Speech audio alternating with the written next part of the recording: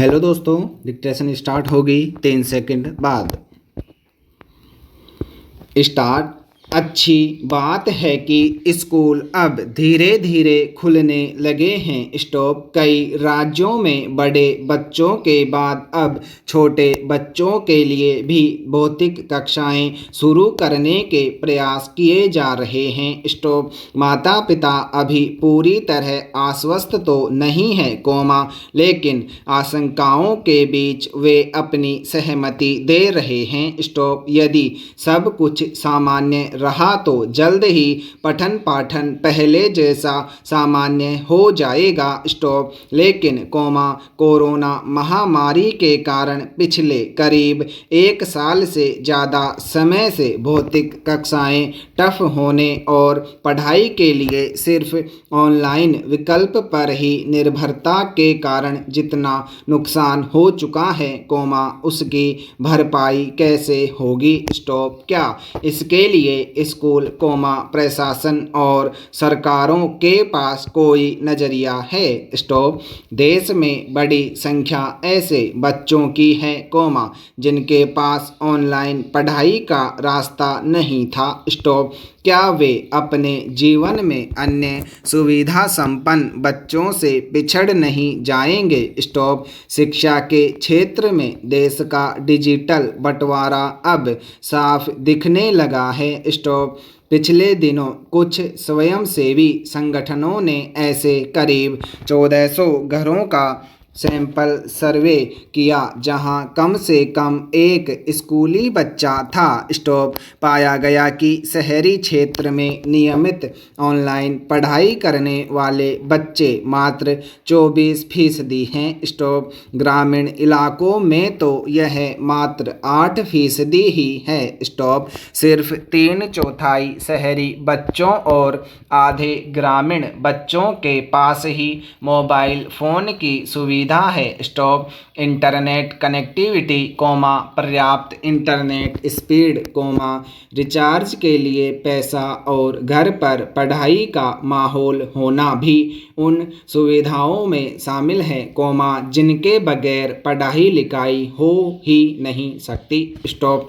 आखिर इन सुविधाओं के बगैर करोड़ों बच्चों की शिक्षा पर पिछले 1 साल में कितना असर हुआ, इसके आकलन का कोई तरीका क्या सामने नहीं आना चाहिए। स्टॉप। और सिर्फ आकलन ही क्यों, क्या इसकी क्षतिपूर्ति के उपाय नहीं किए जाने चाहिए। स्टॉप।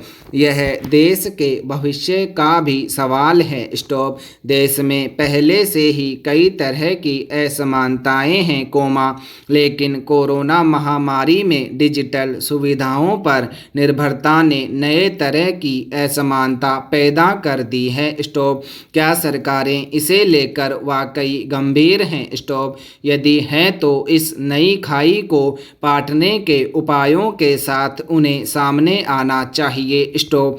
यह काम निजी शिक्षण संस्थाओं के भरोसे नहीं हो सकता।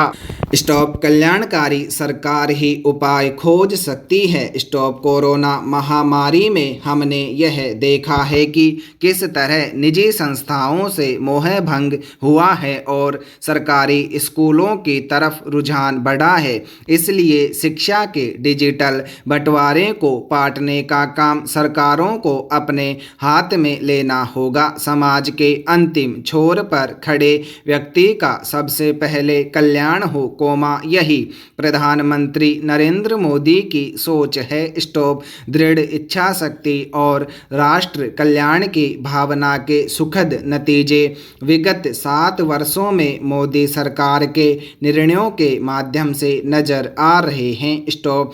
इसकी बड़ी वजह यही है कि प्रधानमंत्री लगातार देश के आमजन के विकास को लेकर चिंतन मनन करते हैं। स्टॉप। आज जब संपूर्ण विश्व कोविड-19 की खतरनाक महामारी से जूझ रहा है, इसकी रोकथाम के लिए टीकाकरण ही एकमात्र रास्ता है। स्टॉप। देश में चल रहे विश्व के सबसे बड़े एवं सबसे तेज टीकाकरण अभियान ईरान में अब तक लगभग 68 करोड़ लोगों को वैक्सीन लग चुकी है। स्टॉप। यह दुनिया के कई देशों की कुल जनसंख्या से भी कई गुना अधिक है। स्टॉप। देश में निर्मित दो वैक्सीन के साथ चल रहा कोविड-19 टीकाकरण अभियान हम सभी में गौरव के साथ आत्मनिर्भरता का भाव उत्पन्न करता है। स्टॉप।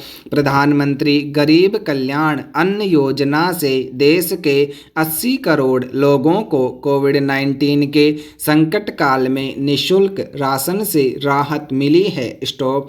देश के हर जिले में ऑक्सीजन प्लांट की स्थापना एक ऐसा ही ऐतिहासिक कदम है, जो भविष्य की स्वास्थ्य चुनौतियों से निपटने में हमें सक्षम बनाता है। स्टॉप। प्रधानमंत्री नरेंद्र मोदी की सरकार के अब तक के कार्यकाल में राष्ट्र का चतुर्दिक विकास हुआ है। स्टॉप। कभी उपेक्षा के साथ देश से कटा हुआ महसूस होने वाला उत्तर पूर्वी राज्यों का क्षेत्र आज विकास के पथ पर तीव्र गति से आगे बढ़ रहा है। स्टॉप। भारत के भाल जम्मू कश्मीर में दिवंगत श्यामा प्रसाद मुखर्जी के स्वप्न को साकार करने के बाद वहां आम नागरिक लोकतंत्र की खुली हवा में सांस ले रहे हैं। स्टॉप। दक्षिण से उत्तर और पूर्व से पश्चिम तक हर राज्य में संभाव के साथ विकास की यात्रा विगत